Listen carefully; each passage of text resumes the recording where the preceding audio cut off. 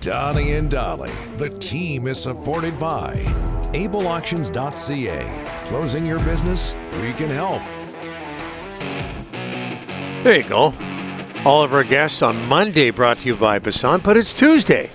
And all of our guests, including Manny Malhotra, standing by, brought to you by the Bayside Oceanfront Resort. Call 250-248-8333 or go to their website, baysideresortparksville.com. Manny Malhotra is going to join us now, new head coach of the Abbotsford Canucks. Spent the last 4 seasons as an assistant coach with the Leafs, 16 NHL seasons as a player, 3 with the Canucks. Of course, he helped get them to the 2011 Stanley Cup final. Also a former development coach and assistant coach with the Canucks. And his son Caleb is going to be playing with the BCHL's Chilliwack Chiefs just down the road from Abbotsford. And Manny joins us now. Manny, a long time no talk to you. How are you, sir? Doing well, guys. Thanks for having me on today. Yeah, no problem. How'd this job happen for you? How did it come about? Ryan Johnson reached out to Toronto to see if there would be an opportunity to talk to me about the position. So we met over the course of a week. We had a number of conversations, just kind of outlining what was going on in Abbotsford, the trajectory of the team, where they were headed, the staff that was in place, and kind of the roles that would be put on my plate. And after those discussions, it was very clear that it's definitely something that I want to be a part of, and I'm looking really forward to being back in the Canucks organization. So what intrigues you? It's a tough job about being a head coach, and who would your coaching influences be? It is a tough job, and I feel like I'm ready for that next step in my career and the next step in my path. The thing that intrigues me the most is just understanding players these days, and the ability to teach. I have a firm understanding now, and after being around different organizations and seeing different young players develop, that each individual player is exactly that. They're an individual. They learn differently. They understand differently. They take communication differently. So just getting to know players and build those relationships is something that I'm really looking forward to.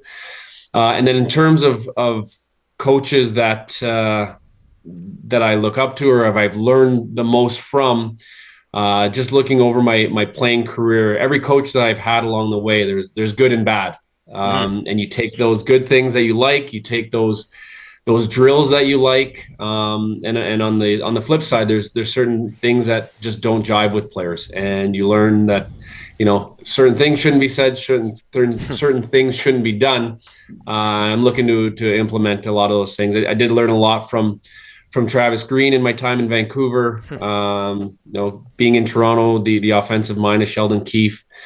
Or just obviously my last 2 stops, but you definitely learn a lot from the people you're around on a day-to-day basis.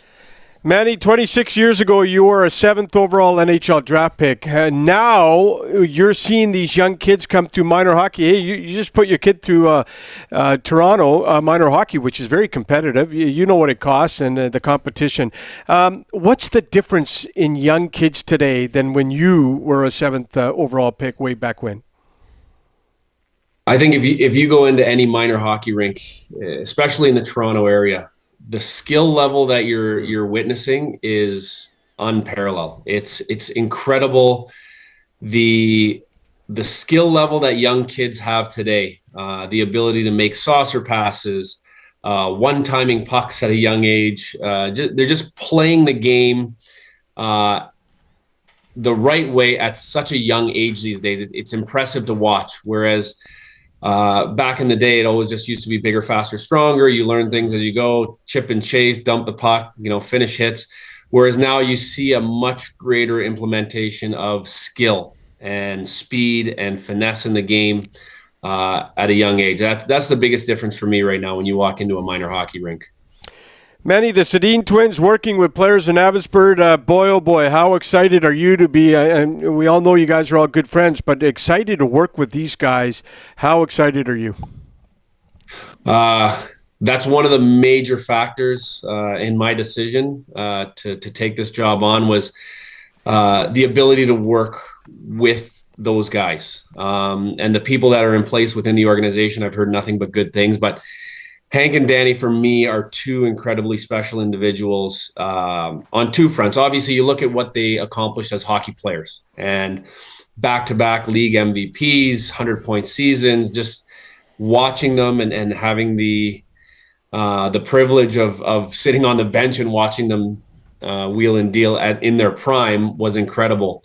And that everybody sees, everybody knows, but it's the people off the ice that not everybody just has a chance to know and understand. So for me, yes, it's great that they work with the guys on the ice and they're going to develop their skill and become hockey players. But one of their big gifts that they're going to give to these guys is their ability to show them how to be a pro, how to be a good person, how to carry yourself on a day-to-day basis.